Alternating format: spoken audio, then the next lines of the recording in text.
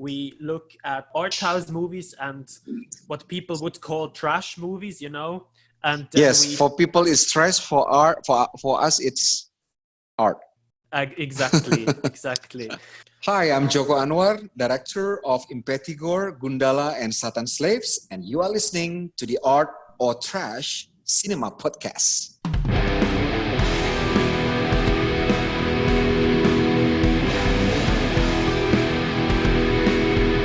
I spit on your grave. Groovy. You just take care of the justice, and I'll handle the revenge myself. Who will win, the living or the living dead? I had a mad impulse to throw you down on the lunar surface and commit interstellar perversion. Her deadliest weapon is her body. We'll tear your soul apart.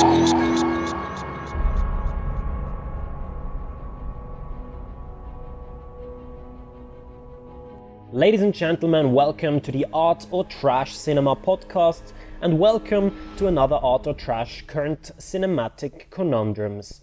I am your host Flo, and I am here with another recent interview. This time I sat down with the amazing Joko Anwar. Joko Anwar is the hottest filmmaker in Indonesia right now, and probably one of the most prolific filmmakers coming out of Asia recently. After working as a film critic for the Jakarta Post, he wrote the groundbreaking The Gathering from 2003, which is considered Indonesia's first gay-themed film. Afterwards, he started his career as a writer-director, which brought us films like Satan's Slaves, which hit Shudder like a bomb, Dead Time of Kala, Gundala, and many more. Not only is he a connoisseur of horror, but he is also a genuinely nice guy as well, which you will hear in a minute. In connection with the NIFFF selection, I had the chance to speak to him live from Jakarta. We encourage you to check out his movies and delve deeper into Indonesian horror or even Indonesian cinema in general. It is quite the sight to behold. Without further ado, after this short intermission, Joko Anwar. Soy Miguel Janso y welcome to Art or Trash.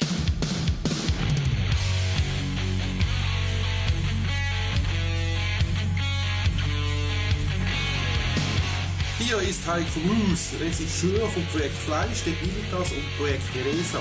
Und ihr hört den Art or Trash Cinema Podcast.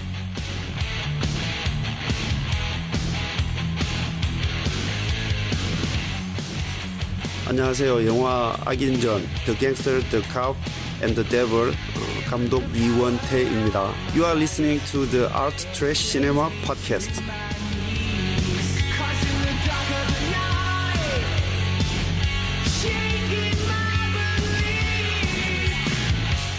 Art of Trash Cinema Podcast 聞いている皆さん、綾野隆之です。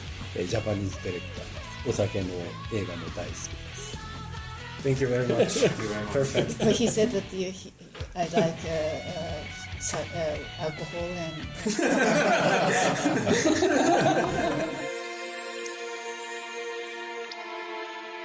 This is the Art or Trash Cinema Podcast, and I am here with Joko Anwar, director of Gundala, Satan's Slaves, and Kala. Thank you so much for taking the time to sit down with us. It's my honor. So we're going to start with you as a director personally first. Is there a specific moment in your life in which you knew that you wanted to become a director? When I was little, I used to go to a movie theater. Mm-hmm. I had walked for 45 minutes since I was 5 years old to go to this rundown movie cinema. To watch films. My life was pretty much like the little kid in Cinema Paradiso. If I had money, I would buy a ticket and go into the cinema and watch the films. Usually I could only afford to go during matinee shows on Sundays because it's much cheaper. But every day I love going to the cinema. So if I didn't get money to buy tickets, I always peek into the ventilation window. It's very close to the ground. We did not have air conditioner. We only use fans, and it has several ventilation windows, and that's where I saw most of the films. And I saw this movie called Satan Slaves in 1981. It was the scariest moment I ever had in the cinema. I remember watching it during a matinee show at 11 a.m. I came out around 1 p.m. and it was very bright in my hometown in Medan, North Sumatra.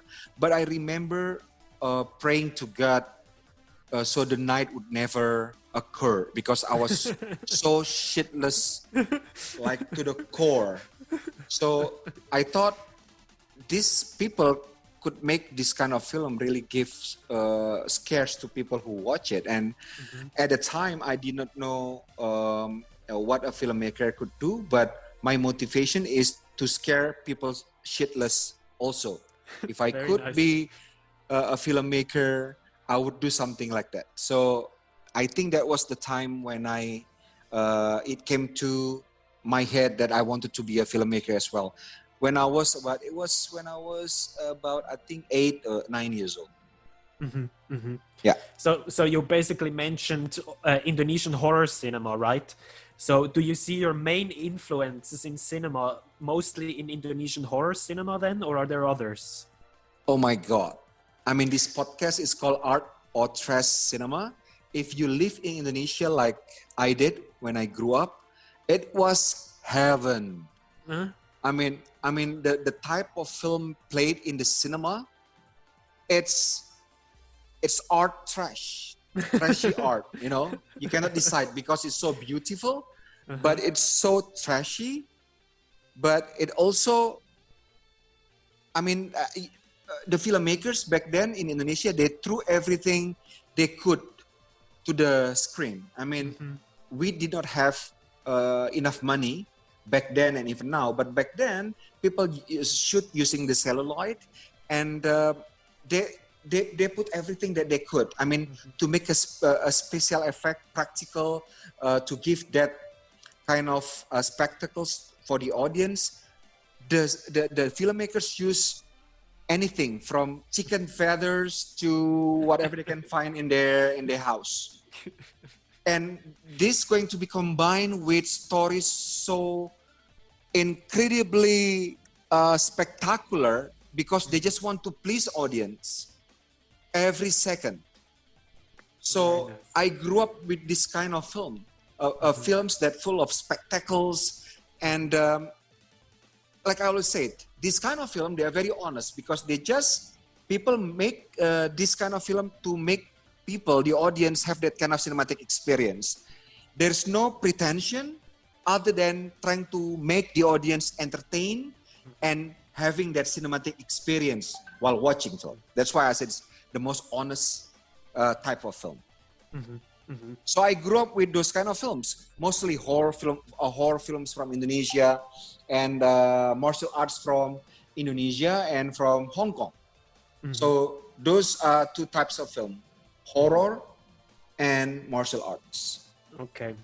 So you mentioned Indonesian cinema back then. How do you perceive the current state of Indonesian cinema as maybe compared internationally? Well, I think in terms of techniques and aesthetics, today's films in Indonesia, of course, they are far more superior than films that we had from the 70s, 80s when I grew up. But most of films made back then, they were so much fun, much more fun than films that were made today. Like I said, they are very honest. They were just made to entertain audience, giving them that ride of their life inside the cinema. And they achieved that with the type of film that they made back then compared to today. I mean, back then, we made so many films that become very famous in some underground circuits. They have fan base, in underground scene. Even until today, I think in Europe and America, there are still fan base for Indonesian movies made in the 70s and 80s. Compared to today, we have movies that considered first rate, that can compete with films from outside Indonesia in terms of techniques and aesthetics. But back then, the craziness and zaniness of Indonesian cinema, I think, is unparallelable, in my opinion. Very nice. All right. So, Indonesian cinema, if you were to recommend 3 Indonesian films for a Western audience, which ones would it be and why? Oh, shit. Okay. Okay. 3. 3. Is it 3? Okay. Yes. You can go 4 if you want. Okay. The first one should be The Devil's Sword from 1984. I think international title is Devil's Sword, about this warrior who fights a band of bad people, and then a band of half crocodile, half man people, and some one-eyed monsters. It was made really good, really well made. It's crazy, over the top craziness, matched with good techniques and good aesthetics. So I think that's the first one I want to recommend. Devil's Sword from 1984. The second one would be The Warrior. The Warrior is Indonesian film, martial art film from 1981. And the first 2 that I just mentioned, Devil's Sword and The Warrior, starred the same guy, Barry Prima, my childhood hero, which become my inspiration in making films. I made my first film in 2005, and I asked him to join in my film as one of my actors, and he did. After he retired, I wrote him a very long love letter saying how much I love his works, how much I love him personally, and finally he said yes. And the third one would be Satan's Slave from 1981, the original Satan's Slave that I remade a few years back. It was also very crazy, so much fun. It's a mix between supernatural horror, zombie film, and everything else.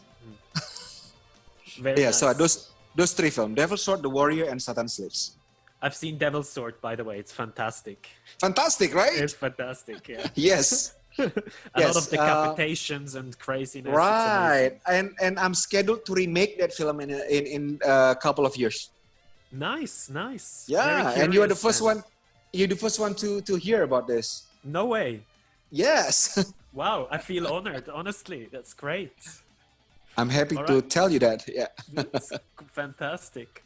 So, speaking about Indonesian horror, what do you think sets Indonesian horror apart from other horror from other nations in the West or in Asia? Back then, I think Indonesian horror films, they are very distinguishable because, like I said, they throw everything into the mix. They did not have big budget, but they just want to put everything, and resulted in this spectacular, crazy, over the top, bigger than life films. Aesthetically, probably they're not that high, but the level of commitment in putting things to amuse audience are there. Today's we have more people, really skillful. They have real talent to tell good stories.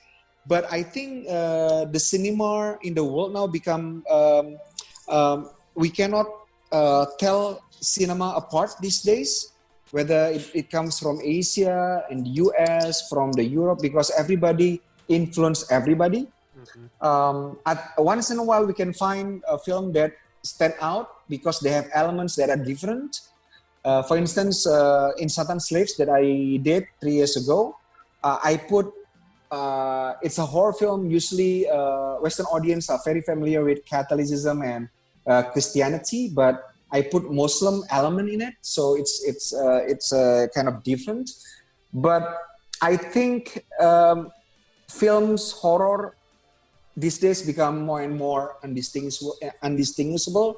It's not bad because it's just the way it is. The world has become more connected as ever.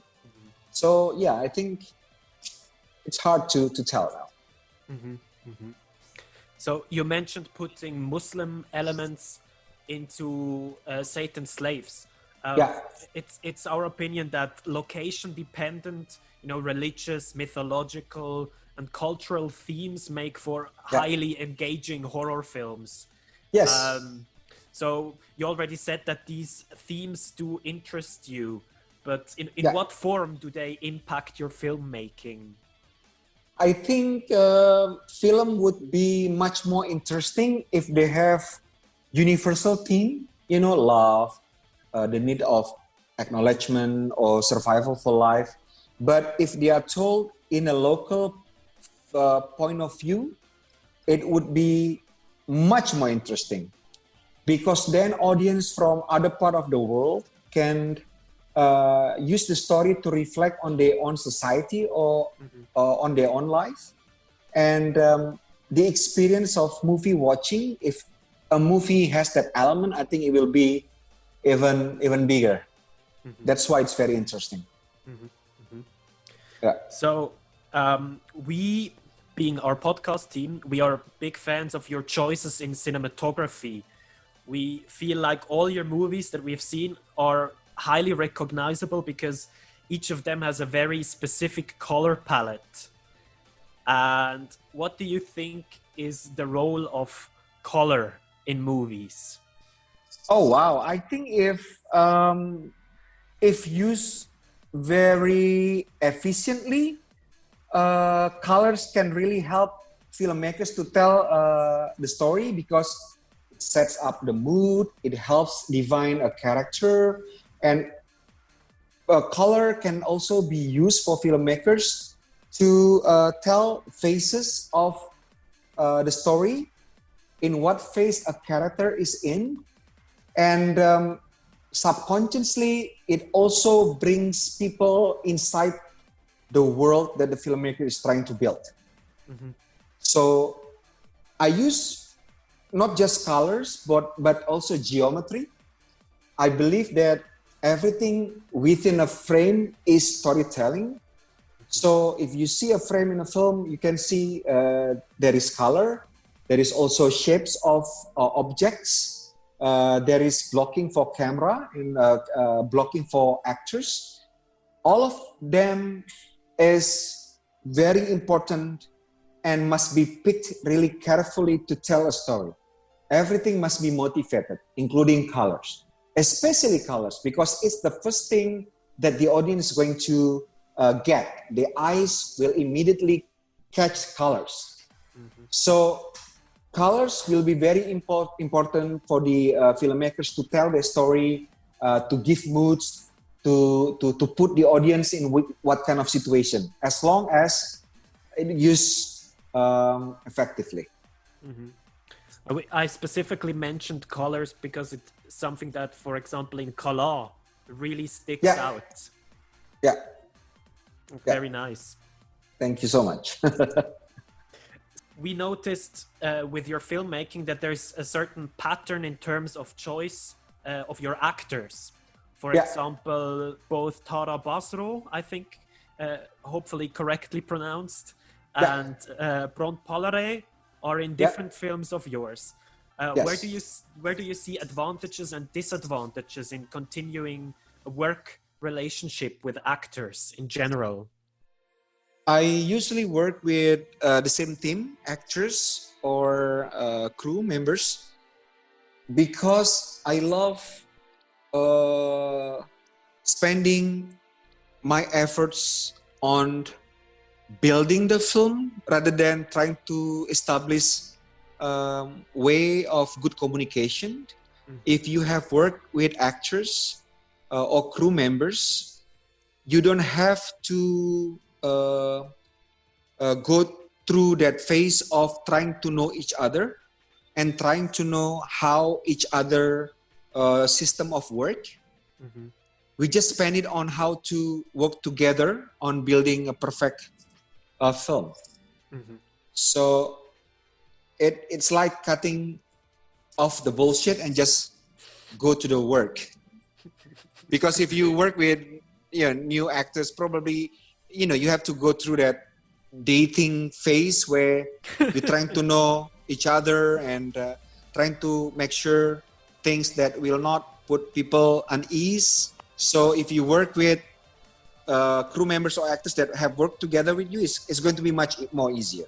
All right, last question. So in our podcast, we always provide drink recommendations, preferably with alcohol, to pair with the films that we discuss. So it's like food pairing, if you have a nice dinner, what wine do you drink with it? For us, we do the same thing, but with films. We have a nice film, and then what do you drink with it?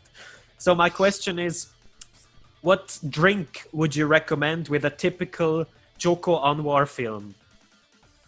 Oh, let me think. I think Sauvignon Blanc. Okay. Because most of my films got horror elements in it. Sometimes people got scared very easily.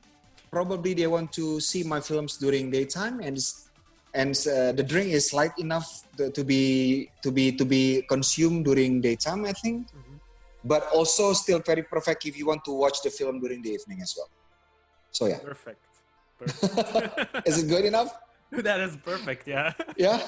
Yeah. It's hilarious. Okay. No, thank you so much for your time. Honestly. Thank you so much. My honor. No, it's very appreciated. We are curious to see whatever you put out next. Definitely. It's going to be, my next film is going to be on Shudder, July 27th. It's called Impetigore. It's called Impetigore. Yeah. I've been looking for it. But it's not available anywhere yet. Is that correct? Yeah, July 27, and also my superhero film Gundala is available on Blu-ray. Also July 20th. I have it here. It's already available. Oh wow! Have you watched it? I watched it. Yeah, I watched it. What do you think? It's good. It's good. I prefer your horror films. Yeah. Okay. But I mean, it's personal preference, right? Yeah. Very fair. No, I think the favorite one that I saw was Kala. I really liked Kala. it. Okay. Yeah. No, thank you so much. I think we're all done. Yeah. Thank you so much. No, thank you. Talk to you again. Please email me. Yeah. Have a nice time. Bye. Bye. You too. See ya. Bye. See you.